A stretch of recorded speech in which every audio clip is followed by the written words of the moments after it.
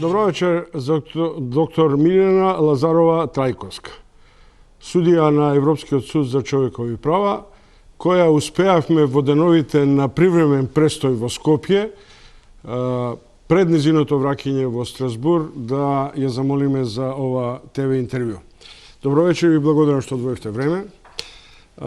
Што туку денове прочитав дека во случајот Митриновски против Македонија, судијата на екс-судијата во Скопје, кој го судеше познатиот случај на Бајруш Сейдију, го добил процесот против Македонија во Европскиот суд за правда, со образложение дека имало веродостојни сомневања дека екс-председателот на Врховниот суд и член на Републичкиот совет Вангеловски можел да влие врз неговото разрешување.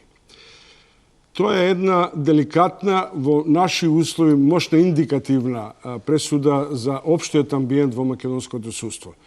Дали вие сте запознаени, иако не го водевте целиот случај, и дали мислите дека е тоа јасен сигнал дека луѓето имаат доверба во Европскиот суд за човекови права? Па, луѓето имаат доверба во Европскиот суд за човекови права, генерално во Европа, бидејќи бројот на жалбите кои што пристигаат пред Европскиот суд за човековите права константно бележи нагорна линија. Значи се зголемува бројот на барањата и константно добива на квалитет. Жалбите кои што пристигаат од земјите членки на конвенцијата имаат се подобар квалитет, суштински се порадлабочени образлагањата на жалителите и неретко завршуваат со успех по нив. Предметот кој што го споменавте е еден од предметите кои што се поврзани со правичното судење, тоа е членот 6 од конвенцијата, и тоа е основот по кој најчесто се обраќаат жалителите пред Европскиот суд за човековите права. Се работи за една состојба од законските решенија кои во тоа време во Република Македонија овозможувале вклученост на председателот на Врховниот суд и во одлучувањето по жалбата на конкретниот предмет, меѓутоа и во одлучувањето на постапката поврзана со разрешувањето на судија пред Републичкиот судски совет, една состојба која што подоцна е надмината во законските решенија, но која што беше предмет на критика и на расправа во времето кога се носеше законот за судовите, во време кога јас бев член на Венецијанската комисија.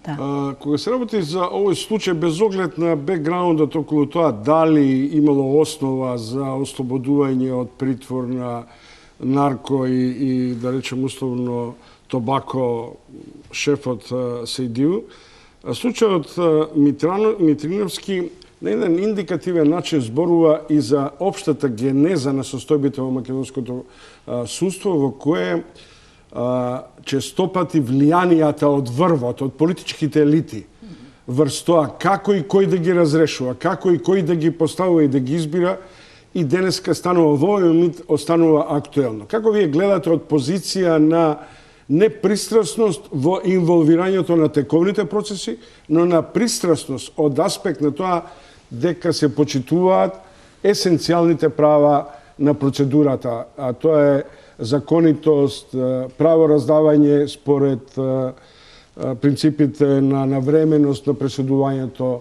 почитување на рамноправноста на странките и така натаму. Да. Непристрасноста на судиите е важен елемент на правораздавањето и на владењето на правото. Тоа е предуслов токму за како предиспозиција за остварување на правичното судење. Во однос на Република Македонија имавме два предмети каде што судот утврди дека има повреда на конвенцијата токму заради непристрасност од страна на судиите. Значи, едниот е Николов против Република Македонија и вториот е Бајлџиев против Република Македонија. И тука судот утврди дека во текот на водењето на постапката не биле обзирани, ние велиме, објективниот и субјективниот тест на непристрасност на судиите, кои што веќе биле вклучени во одредена инстанца на водењето на постапката и дојдовме до повреда, конкретно во овие двата предмети. Меѓутоа, генерално земено, како проблем, Непристрасноста и влијанието на политиките на судиите во форма на нивно именување или во делот на водењето на постапките представува важен сегмент, представува важен елемент за кој треба да се расправа.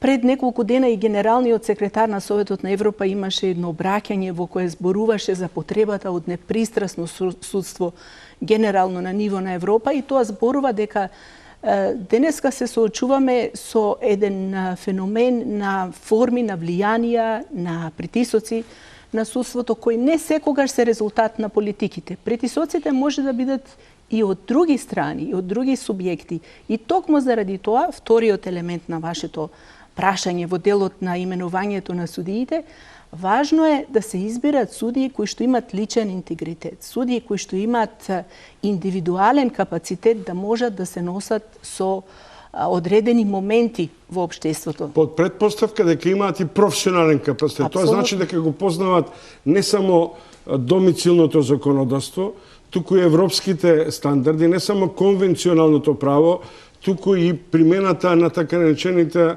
президенцијални правни норми, кога пресудите на Европскиот суд треба да станат составен дел на домашната регулатива. Да, тоа е еден од елементите кој што е поврзан со стручноста на судиите. Република Македонија е членка на Европската конвенција за човекови права и таа во хиерархијата на правните акти е под уставот, меѓутоа над законите. Секоја наша пресуда обврзува во однос на индивидуалниот предмет, значи таа наметнува индивидуални обврски за државата по тој конкретен предмет, кои може да бидат во форма на исплаќање на одреден паричен надомест, односно ние велиме правичен надомест, или може да бидат поврзани со реотварање на некоја судска постапка, понекогаш судот го споменува и тоа во делот на диспозитивот на пресудата, но тие значат и обврска за државата, проучувајќи го тој конкретен предмет, да се замисли каде е проблемот во системот, каде е дошло до повреда поради непристрасност на судија, кога веќе зборуваме во за тоа. Во нашето домашно кривишно законодавство, кривишната постапка, на општи седници на Врховниот суд се носат и одлуки, се носат и начални мислења и тие на одреден начин се задолжителни за пониските судови, и апелација и основен. Дали таква валидност имаат пресудите на Европскиот суд за човекови права? Пресудите имаат многу посилно значење. Значи, пресудите понекогаш содржат во себе порака која може да значи и потреба од изменување на законодавството. Затоа, тие не се поврзани само со конкретниот индивидуален предмет, како што реков, нивната порака е многу поширока. Може, да речеме, скоро имавме една пресуда, Митови против Република Македонија, поврзана со правото на семеен живот, и таа сама по себе покренува голем број на прашања во врска со работата на центрите за социјална работа. Значи, пресудата е за конкретен предмет, за остварување на родителски права, но кога го читате контекстот на пресудата, таа покренува прашања кои што се поврзани со начинот на функционирање на нашите социјални служби. Или ако се навратиме на назад, ние за Република Македонија имаме донесено бројни пресуди поврзани со постапување на деградирачки, нехуман начин, почнувајќи од Јашар, Сулејманов, Джеладинов, па еве и Елмасрие во таа група на предмети. Скоро имавме една пресуда Илиевска против Република Македонија. Сето тоа се пресуди кои што треба да се анализираат во нивната широчина, не само во пристапот во однос на тој конкретен предмет, пресуди кои што носат големи пораки за државата. Например, овие што ги спомнавте случаи се на одреден начин индивидуализирани до степен Македонија, односно луѓето, граѓаните од Македонија против Македонија, и тие главно ги решаваат судските совети, односно вие како индивидуални судии. Меѓутоа се чини дека Ел Масри ја предизвика лавината да се одржи, како ви велите, генерален совет или совет на судии, кој овој случај го разгледуваше во поширок контекст. Да. Дали Ел Масри си доби сатисфакција и дали Ел Масри ќе ја тужи Македонија овде во Македонија заради јасната перцепција на злоупотреба на неговиот случај и на дерогирање, на делегитимирање негово.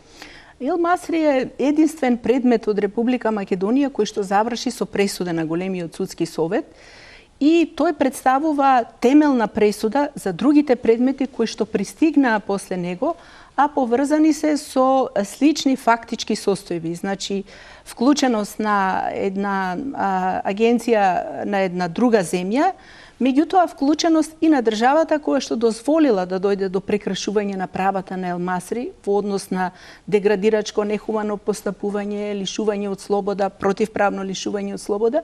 И таа пресуда представува темел за решавање на предмети сега веќе против Полска, Италија, имаме такви предмети против Романија, значи во еден сличен контекст, во едно слично време. Тоа е прецедентното право, тоа е темелот. Ел Масри е клучот на кој што се повикуваат сите тие предмети. Меѓутоа, Ел Масри е клучот и во однос на членот 3 и на предмети кои што не се од толку големо значење, затоа што за прв пат судот во една таква пресуда рече дека државата направила повреда за настани кои што се случувале на територија на друга земја, значи за притворот и држењето во притвор во Кабул, а не на неизина територија, токму заради посредувањето или учествувањето во предавање на земја за која што можела да знае или да предпоставува дека ќе прекрши одредени човекови права. Не сите предмети доаѓаат до големиот судски совет. Кога се работи за Ел Масри, има една димензија која можеме за миг да ја актуализираме. Денеска сме под некакви стрес варијанти, ИСИЛ, фундаментализам, тероризам и така натаму, кога тајните служби работат вон правилата понекогаш и вон контрола, дури и на најголемите центри на моќ. Дали е возможно Ел Масри да биде синоним на предупредување дека во име на така наречените возвишени цели против тероризмот не можете да ги прекршите индивидуалните права и индивидуалните слободи?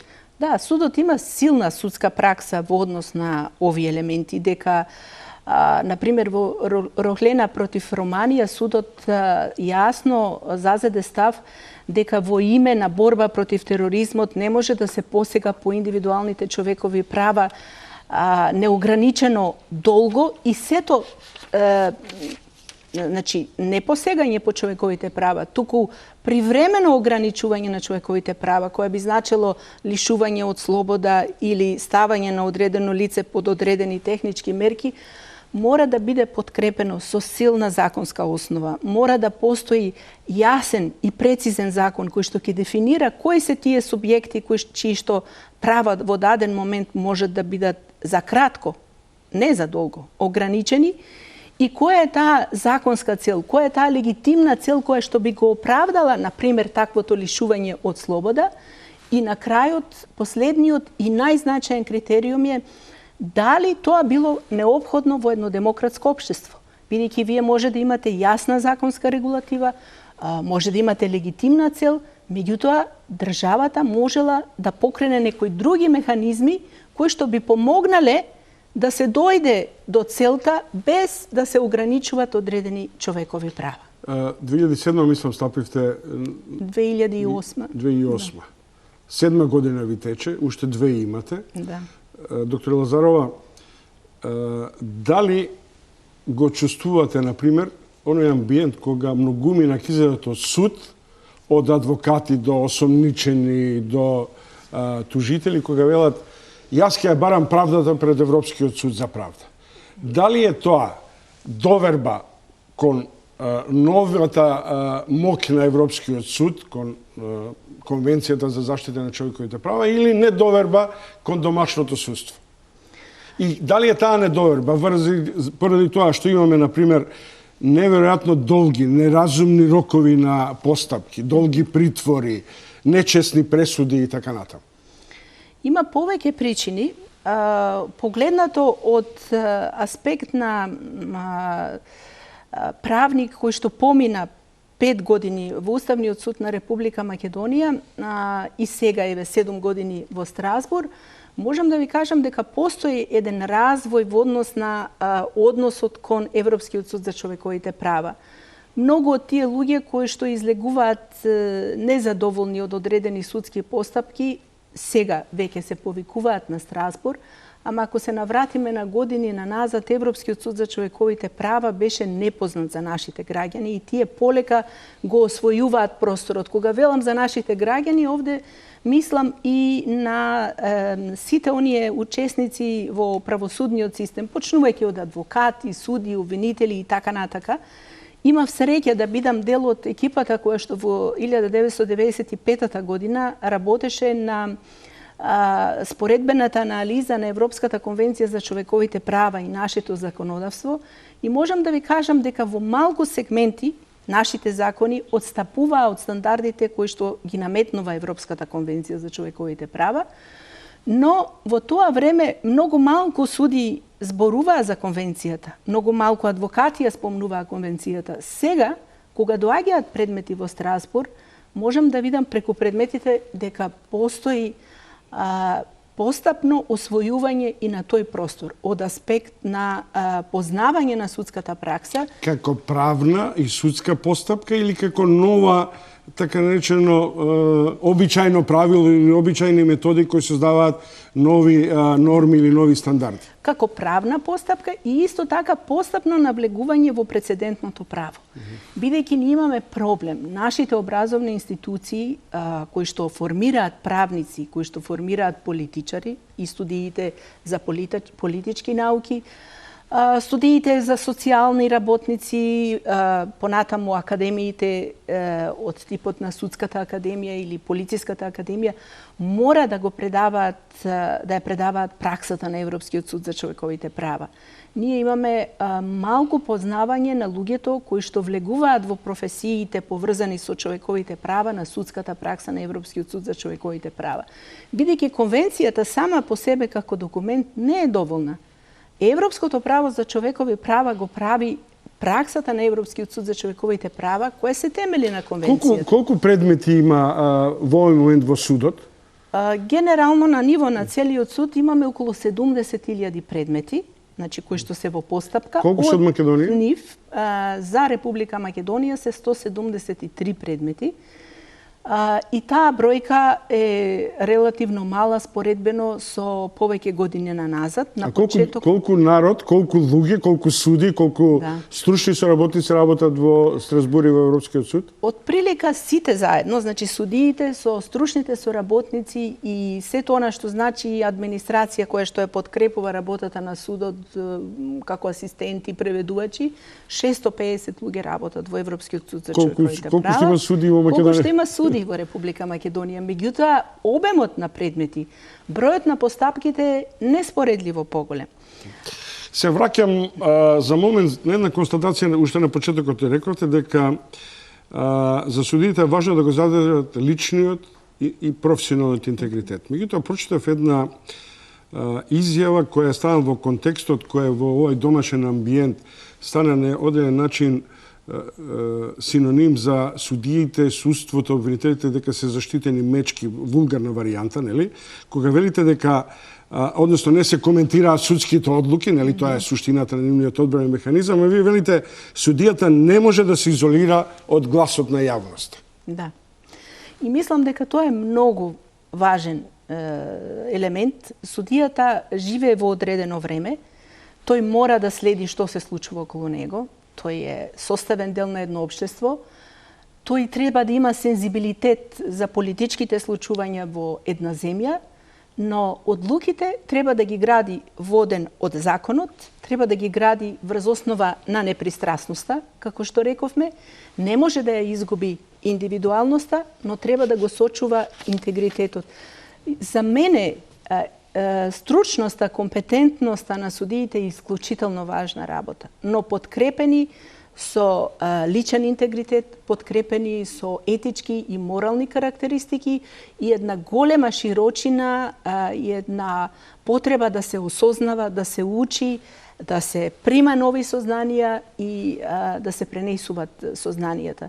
Дали ви се случило, како судија на Европскиот суд за човекови права, председателот да ви сврти телефон, да дојде во канцеларија и да се заинтересира за предметот до начин на некаква капциозност или сугестивност во донесувањето на одлуката. И да бидам исто така доволно вулгарен, тоа што кај нас е речиси пракса, заради што има и кај луѓето, и кај странките недоверба кон суството. Никогаш. Прво, незамисливо е не председателот судија да се обрати на друг судија за кој знае дека е известител во одреден предмет. Од 2010 година судот работи по нови работни методи и ние постапуваме и како судии поединци. Не само во Советот тројца судии или во Советот 7 и во големиот судски совет од 17 судии, но и како судии поединци по одредени земји. Никој од 47-те судии не помислува да разговара во насока да го насочува другиот судија во однос на неговата работа. Убавината на оваа професија, исто како и професијата на уставен судија во националните уставни судови во Европа, е под полната слобода на судијата известител да прави анализи, да проучува, да прави компаративни согледувања, да ја следи судската пракса на другите меѓународни судови. Уште малку паралела, бидејќи мислам дека народот сака да ги чуе тие паралели. Знаете да дојдете тука во Скопје, и јас можам да ви пренесам дека честопати низ кафулињата можам да препознам кафе пијател, винител и судија. Што инаку, по логиката на работите би требало да бидат спротивставени странки. Односно, судијата треба да биде неарбитререн во спорот. Ви изгледа ли логично таа вербална, па и фактичка симбиоза меѓу тој што тужи и тој што пресудува?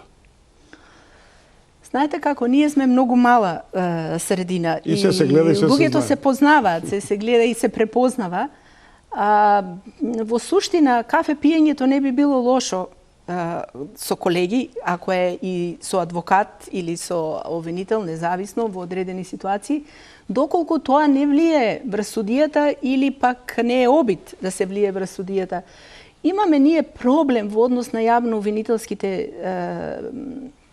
институции низ источно-централно-европските земји, се во зависност од тоа како била уредена таа професија, да речеме, во поранешните држави на поранешните источноевропски држави, дел на Советскиот сојуз, јавниот обвинител бил многу силна фигура. Прокураторот бил моќна фигура која држала во своји раце големи елементи од постапките во... Да, ама и денеска кај нас во Македонија, со новите измени на моќта на државниот обвинител, кој практично има сега целата моќ на истражната постапка, но не сме убедени дека има целата логистика да ја води самостојно целата постапка, туку и натаму е зависен од Министерството за внатрешни работи. Дури имаме ситуација кога министерката Јанкуловска и нејзиниот потпарол така ноншалантно излегуваат во јавноста и веќе пресудуваат битието на кривично дело, колку за тоа би можел да добие години. Иако, ако ја следиме оваа светска или американска пракса, тоа може исклучиво обвинителот и потпаролот на обвинителството да зборува, а полицаецот да каже за тоа каков начин регистрира ресторување на кривичното дело. Знаете што, со новите измени Македонија избра еден нов модел кој што се разликува од претходниот модел и тоа времето ќе покаже дали овој пристап добар или не.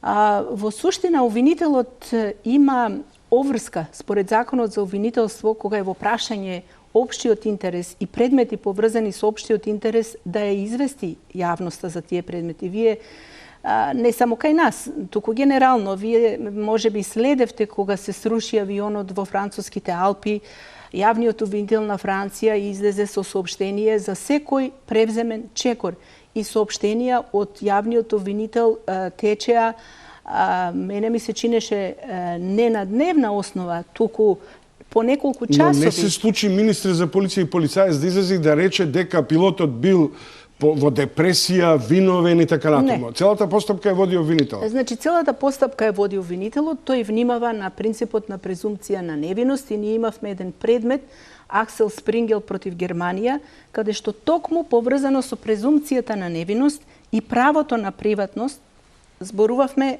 во рамките на членот 10, односно во делот на слободата на изразување и за една информација која што новинарот ја превзел по една пресконференција на јавниот обвинител.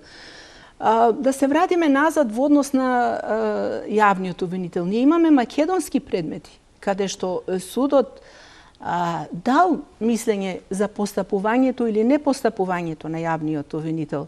Ако го погледнете предметот на Јашар, првиот предмет поврзан со членот 3, со деградирачко, нехумано постапување, ќе видите дека повредата настанала токму поради непостапувањето на јавниот обвинител. Значи, повреда не мора да настане поради некакво превземање на действие. Таа може да настане и токму заради непревземањето на позитивни обврски кои што државата ги прифатила и институциите треба да ги спроведуваат. Понатаму, еден друг интересен македонски предмет е настеска против Република Македонија, каде што во рамките на постапката пред апелациониот суд, јавниот обвинител имал можност да се обрати пред апелациониот суд и бил известен за одржувањето на расправата, а другата страна не била, обвинетата не била повикана на расправата. И тука рековме дека има повреда на правичноста, на правичното судење заради нееднаквоста на оружјата. Самиот факт на присуство на едната страна, во овој конкретен случај на обвинителот, и отсуство на другата страна, иако нема никакво учество... фаворизирачка позиција, апсолутно. Самото присуство. Да, ви благодарам. Почитувани гледачи, следите ТВ интервју со доктор Мирјана Лазарова Трајковска, судија во Европскиот суд за правда, личност која е мощна, интересна и од аспект на актуелните случувања околу изборната регулатива, изборното законодавство, затоа што таа беше и председател на Државната изборна комисија во еден деликатен период 2002 година. Продолжуваме по малку ЕПП. Брисел бара правна држава. Власта има лични суди. Кој како го урнисува авторитетот на делителите на правдата? Зошто судиите се зависници од власта и без интегритет? Одговори од Мирјана Лазарова Трајковска, судија на Европскиот суд.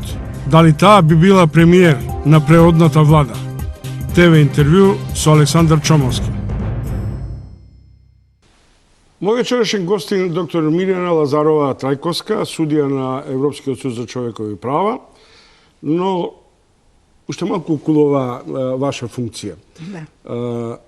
Дали добивате жалби во однос на должината на притворот?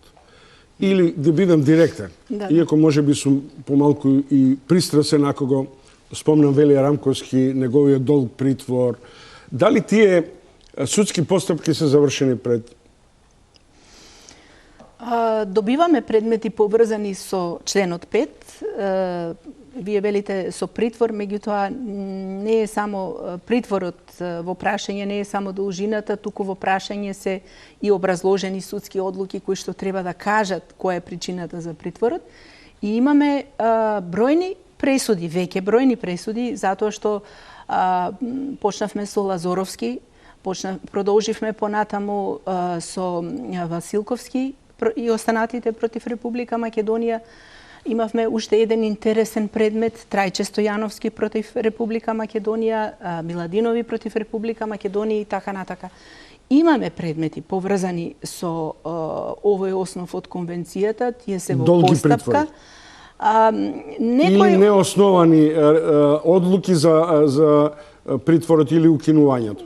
Поврзано со притворот, основите може да бидат различни. Понекогаш жалителите се жалат на долгото траење на притворот, понекогаш се жалат на неоснованите или лошо образложените одлуки на националните судови за притварањето, затоа што во таквите предмети нашата порака во тие први пресуди, како што беше пресудата на Василковски и останатите, не беше за долгото траење или за незаконското притварање. Нашата одлука беше насочена токму на необразложеното држење во притвор за одреден временски период на една група лица кои што биле притворени. Значи, цело време дури траел притворот, судот давал образложенија и имал индивидуален пристап кон повеќе од 40 луѓе кои во тоа време беа притворени, за да во одреден краток временски период судијата кој што го продолжува притворот направил една одлука која што ја била унифицирана за сите, се изгубила индивидуалноста. Што е основен принцип во кривичната постапка и кривично дело. Значи стандард на Европскиот суд за човекови права е колку подолго трае притворот, образложенијата на националните судови мора да бидат се попоткрепени и се појасни, затоа што лишувањето од слобода е една од потешките повреди на Европската конвенција за човековите права. И овде судот навистина има предметите кои што се поврзани со овие повреди имаат и приоритет во постапувањето. Имам уште две прашања кои што имаат актуелен миг. Едното е прислушувањето. Другото е една ваша констатација која ми зборува за широчината на вашите погледи. Дека недовербата кон судството може да влие и до нарушување на регуларноста на пазарните услови, до економската ситуација, до фаворизација картелска, монополска и така натаму. Дали вие тоа го чувствувате како можност на жалби по одредени пресуди или тоа го градирате врз основа на приливот на голем број на предмети од овие посттранзицијски и источноевропски држави? Непристрасноста на судството и едно судство кое што ќе гарантира еден константен, предвидлив, законски издржан пристап во предмети од слична природа, представува важен предуслов за секоја земја. Не само за демократските процеси од аспект на политичките збиднувања во една земја, меѓутоа едно стабилно судство, судство кое што е ефикасно, ажурно, судство кое што има една предвидливост во постапувањето, представува гаранција, се разбира, и за развојот на бизнисот и за економските вложувања во една земја. Сите ние имаме наши колеги од дел од образовните процеси или колеги од други земји, од други системи, и често пати, кога разговараме, тие велат, кога се прави скрининг на една земја пред да се инвестира, се праќаат тимови на правни експерти кои што ќе утврдат дали судството гарантира стабилност, цврстина на судските одлуки и дали има или нема некаков клиентелистички пристап или фавористички пристап или давање некаков примат на некои предмети. Јас немам сомневање дека судството е гарант за демократските процеси во една земја. Замислете си една пирамида поставена наопаку. На едната страна е законодавната власт, на другата извршната власт и судството е тоа кое што треба да обезбеди баланс на збитнувањата во едно општество. Само што таа превртена пирамида кај нас во овој миг таа завршува или кај Груевски или кај Енкуловска, па немаме веродостојна ситуација. Тоа е моја констатација, не мора вие да влегувате во тоа. Но сега ќе ве прашам како правник, како граѓанин на Македонија. Како гледате од Страсбург на овој сплет на афери или на афераштво, во која државата се подели на пуч и бомби, во која прислушувањето веќе не е систем во кој ние не го спориме дека е прислушување, туку спориме кој прислушувал, во кој не регистрираме веродостојност на фактите што се изнесени во прислушувањето, туку тоа се сведува на една мимикрија на политичката сцена и практично народот е збудален. Па јас сум пред се граѓанин на Република Македонија и се што се случува во мојата земја го доживувам како граѓаните. Пред се како граѓанин ме погодува, следам, анализирам, меѓутоа како правник. Ја барам правната тежина, правната разврска во голем дел од случувањата во мојата земја. Јас немам резервна земја, тоа е мојата татковина и од Страсбург кога работам, јас работам за иднината на мојата земја. Јас често пати велам нашите пресуди не се против Република Македонија, тие се за Република Македонија, бидејќи треба да помогнат да направиме подобро место за живење. Европскиот суд за човекови права во однос на овие и вакви форми на политички, оти дефиницијата е дека имаме криза, имаме политичка криза, се разбира, добива предмети од слични околности, од слични состојби. Јас мислам дека разрешницата сепак ќе зависи од политичката волја. Многу е важна политичката волја во многу елементи на општественото живење и ние често пати кога носиме пресуди, свесни сме дека дали една пресуда ќе заживее и ќе биде прифатена, еден од главните предуслови е политичката волја на земјата кон која е упатена таа пресуда. Имаме голема судска пракса во однос на користење на форми, посебни истражни мерки. Сега прашање дали биле истражни мерки, нели? Тоа е што недостасува во целата приказна институционалниот пристап, појава на институциите, појавност на институциите да излезат и да кажат свое мислење. Имаме дури еден македонски предмет, Фейзула Генчи против Република Македонија, каде што судот ја отфрлил жалбата во врска со еден предмет каде што се користени аудио-видео записи во еден предмет поврзан со трговија со дрога. Имаме еден друг предмет каде што судот се осврнал на слично прашање Пападакис против Република Македонија, каде што исто така бил користен аудио-видео запис. И ако ги читате нашата одлука и нашата пресуда, судот е свесен дека понекогаш истражните органи мора да превземат одредени посебни истражни мерки, ако зборуваме за посебни истражни мерки, и секогаш се инсистира на постоење на закон, постоење на јасно и прецизно дефинирање кои субјекти, кога, во кои околности може да бидат подложени на такви мерки, прецизно утврдување на времето кога се спроведуваат такви мерки. Дали било неопходно да бидат направени тие мерки и уште една работа, задолжително постоење на судски налог. Овде се работи сепак, освен за масовното прислушување, и за една, би рекол, помалку правна шизофренија.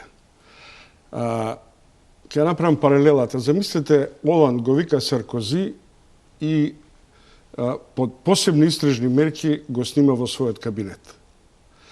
Ние се доведовме во ситуација дека шефот на опозицијата на политички разговори е под присмота на посебни истражни мерки. Од друга страна, светот ја прегрме суштината на големите афери со Сноуден и со Асанж, во која не беше битно како протекле Викилис, тоа е веројатно за тајните служби повеќе, нели, или НСА, туку содржината и начинот на кој се обработени и објавени податоците.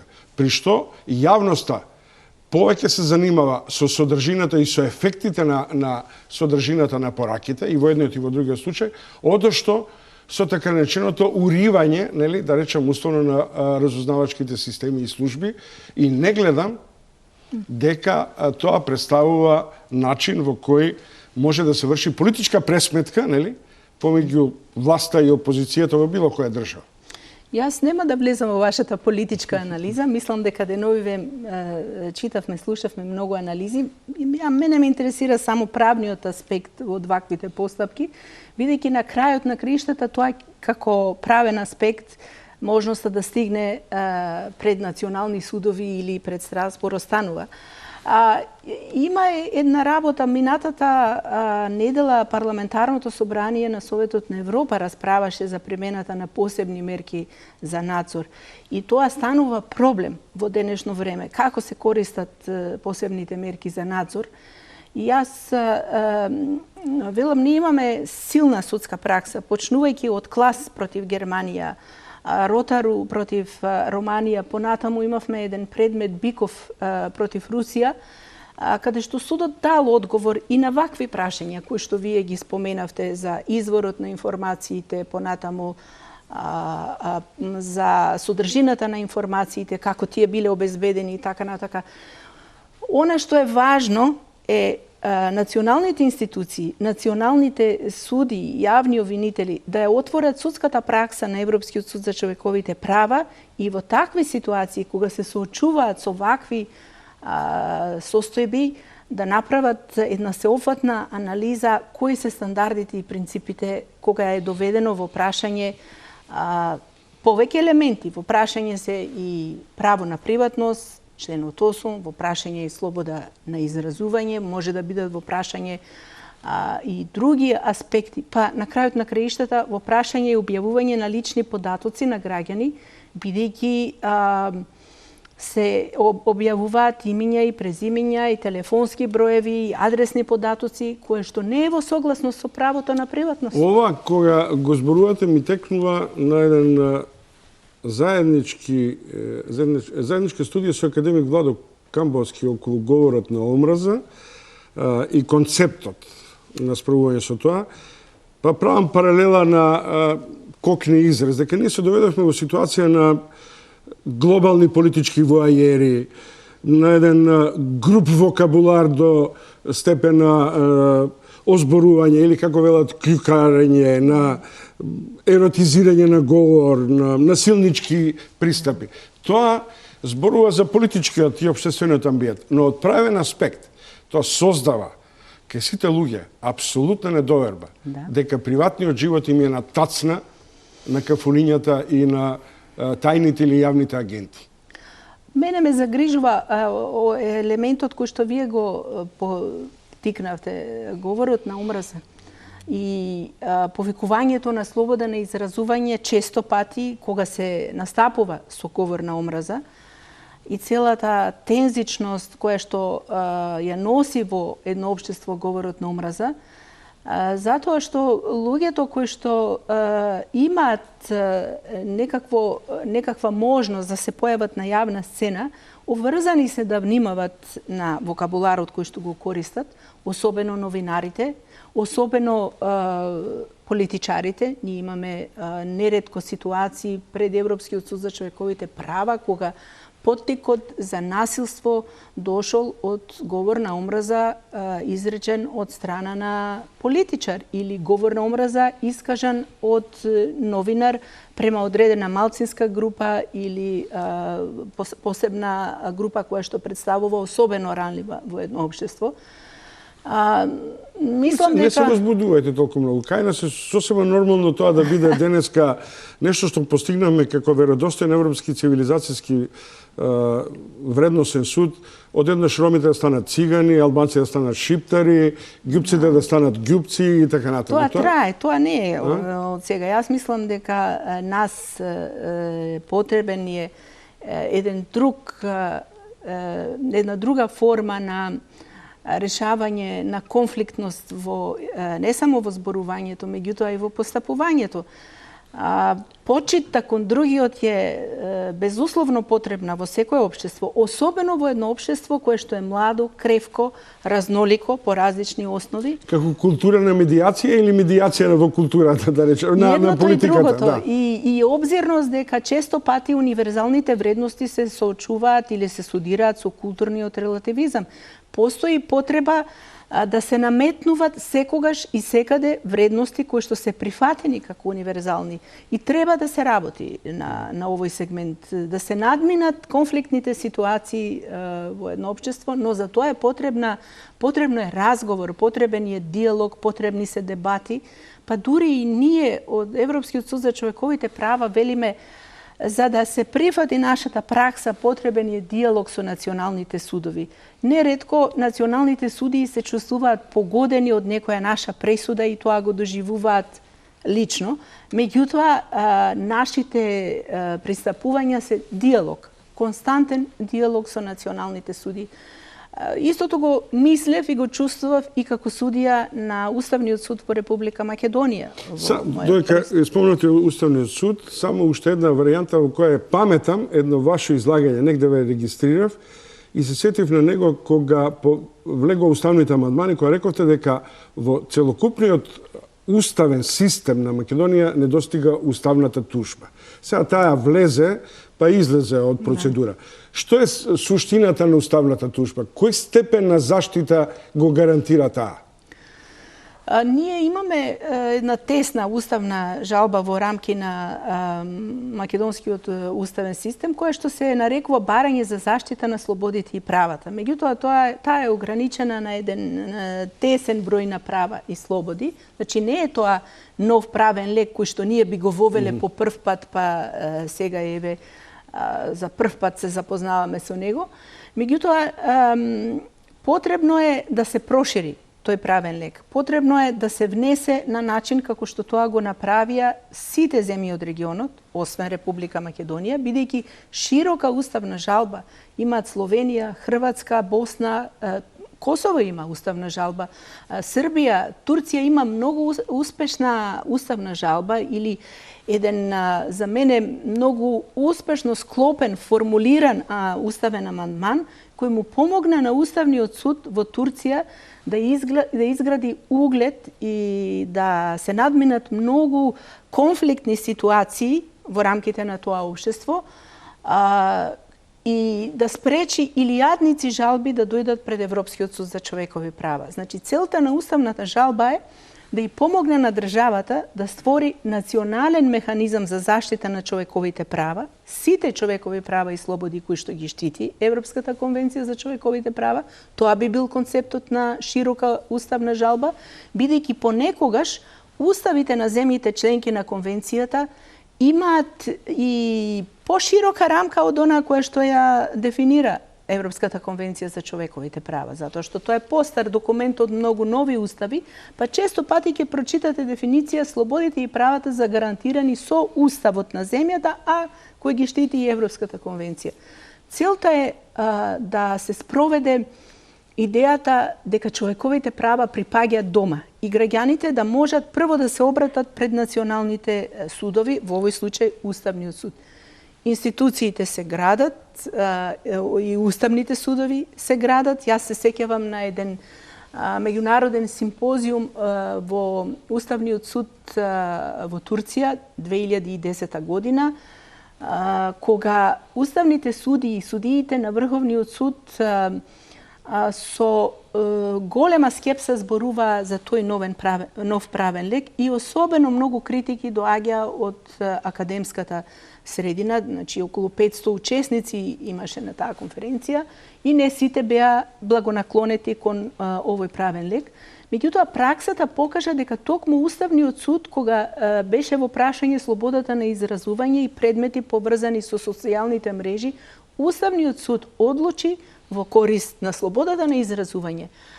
Така да треба време, се разбира, да се воведе еден таков правен лек, меѓутоа и институционална подготвеност. Прашањето на времето и на традицијата е релативно. Ако трнеме од Магна Карта, нели тогаш тоа ќе ни треба едно 7-8 века. Меѓутоа ние сме динамично општество и сме пред искушение кои и дома ни престојат, има некои искуства во светот. Мирјана Лазарова, трајковска гостин во ТВ интервју, веднаш по ЕПП-то за нешто што исто така има може би реакција на мигот, а тоа е изборната регулатива, изборните манипулации, бидејќи таа беше и шеф на Државната изборна комисија 2002 година.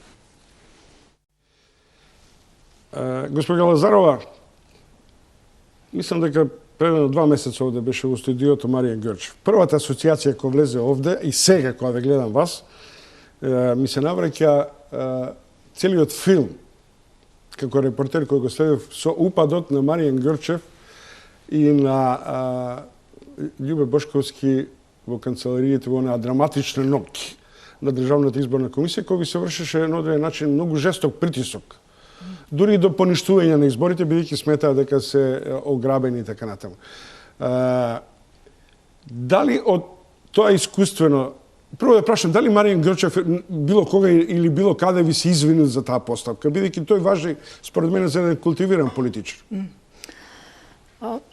Знаете што, јас имам почит кон луѓето кои што влегуваат во политика со страст да бидат политичари. Јас целиот мој живот се трудам да бидам професионалец, меѓутоа кога се среќавам со политичари, знам дека тоа е голем наплив на емоции во одредени моменти, а изборите јас И тогаш реков, изборите се момент на силни емоции.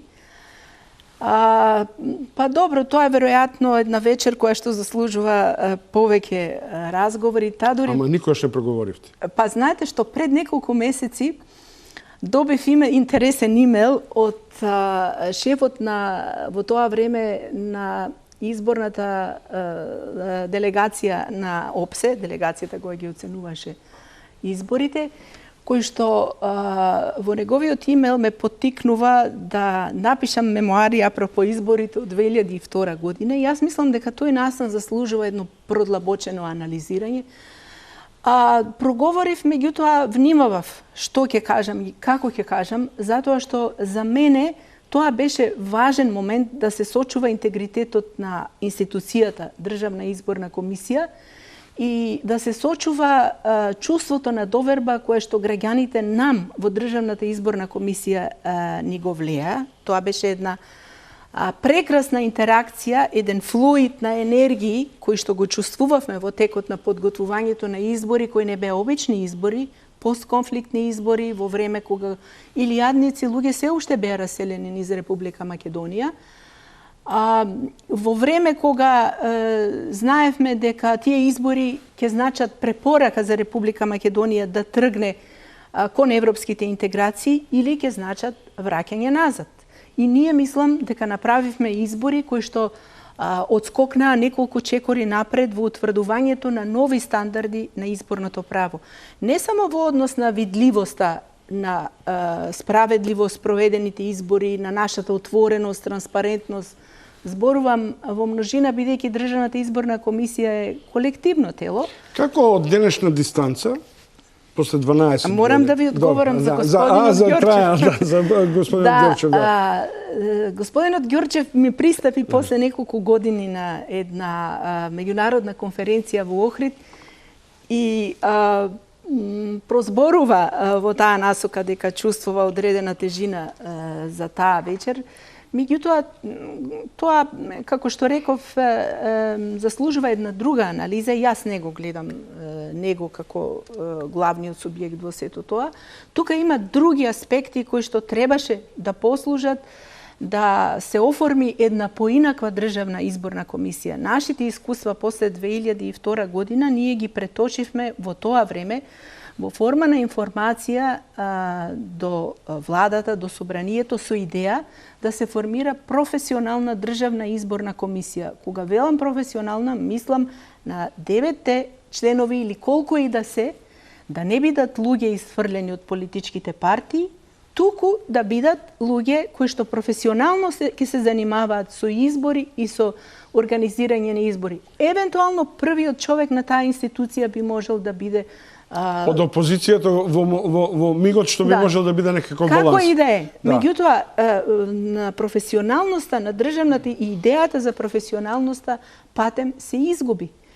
Од 2002, ја мислам дека имавме 8 до 10 избори, циклуси не можам ни да бројам. Меѓутоа, ми се чини дека како да се враќаме на стереотипите и пред 2002. Избирачките списоци и натаму имаат мртви души, пустеци и бугарски возови и така натаму. Како вие од аспект на тоа искуство што го имате гледате на назадување на избирачките процеси во Македонија?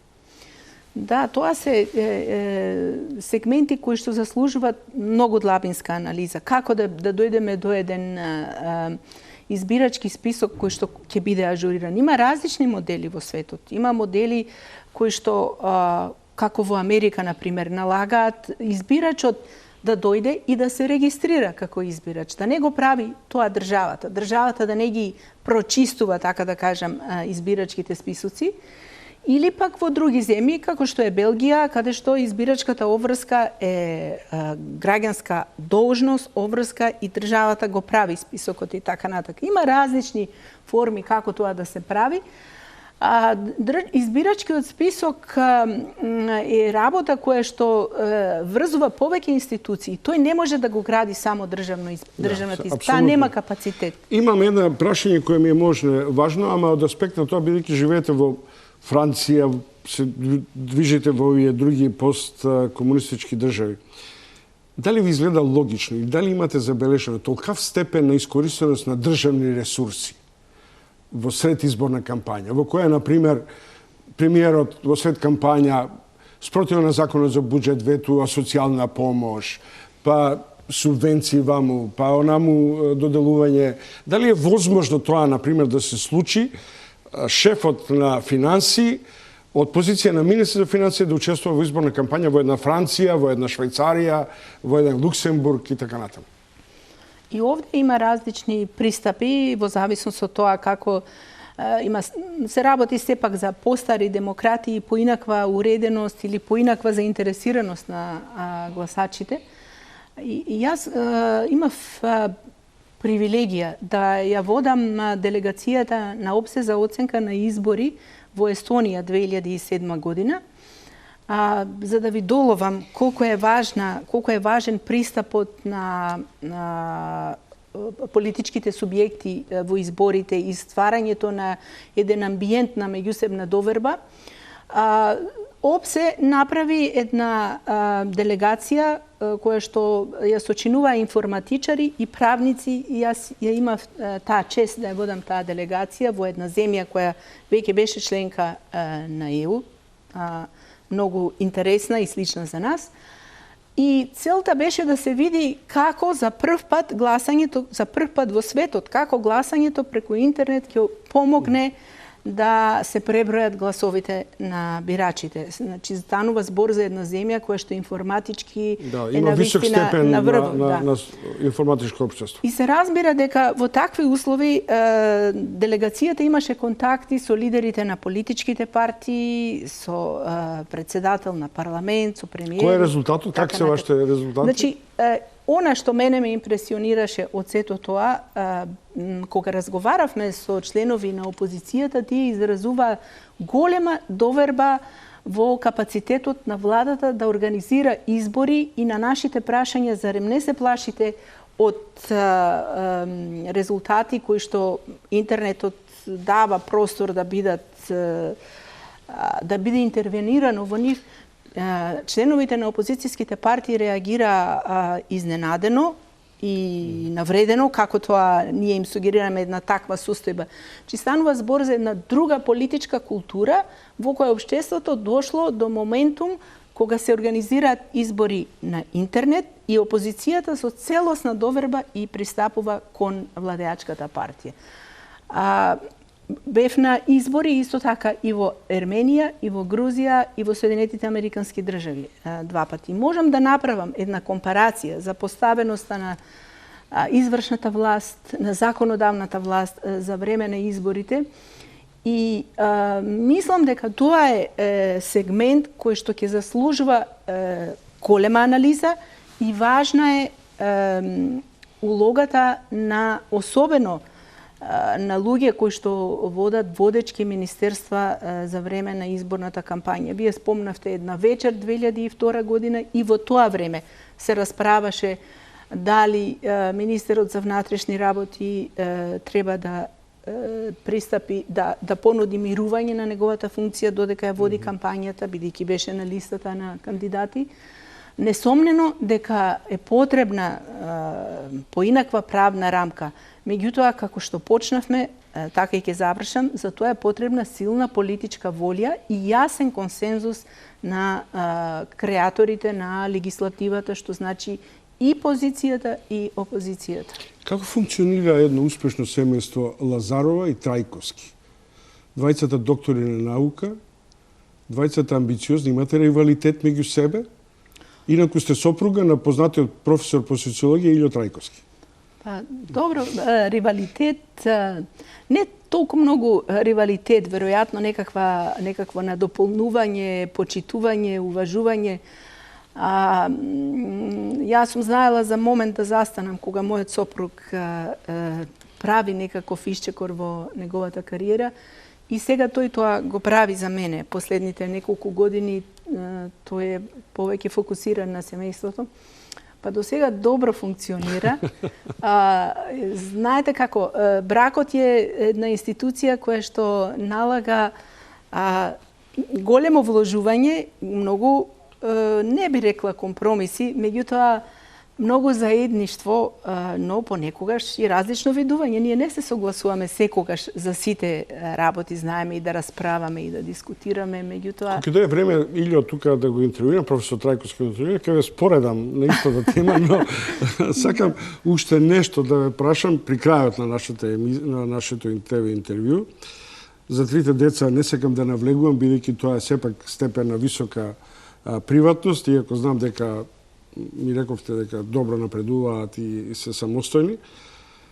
Денове се појавивте во јавноста како можен шеф на привремената влада на Македонија.